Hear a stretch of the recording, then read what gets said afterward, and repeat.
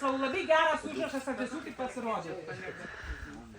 Ai, ne tik po karjeros.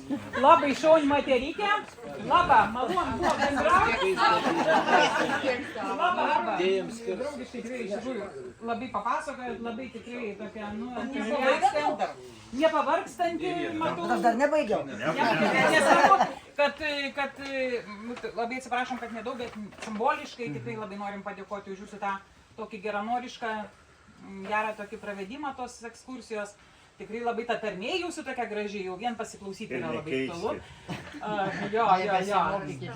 Iš tikrųjų labai gražu lietuviškai, bet čia žemaitiška, žemaičia saka, ne?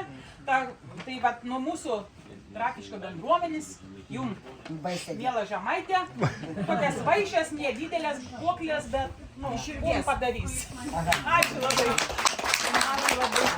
Kaip Rita sako, baisė, ne? Baisė Lietuva.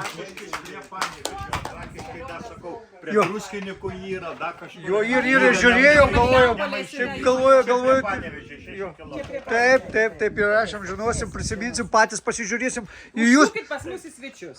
Irgi jo... Tikrai kviečiam, visą laiką mes irgi atvažiuojame. Turėsim kontaktus ir ką, būsim kažkur irgi su bendruomenėm ar kažką, žinai.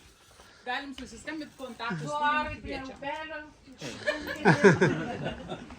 Nu va, ir ką šitais, prisiminkit, kad Visit Akmenė yra nuotraukos jūsų sudėtos, o šitais Visit Akmenė YouTube'ai bus video. Bet su video aš dar nepradėjau net kelti, dar bus to laiko užtruksim.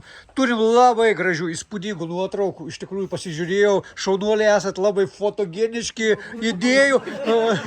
Šiaip menininkus išklausė tokių klausimų, kur aš pats išsižiojęs klausiaus, ir aš dabar atlaukiu, kada video pasižiūrėsiu, tikrai neeiliniai. Tokių klausimų turėjot, kurį patys menininkai pasimėtė, mes žektelėjom.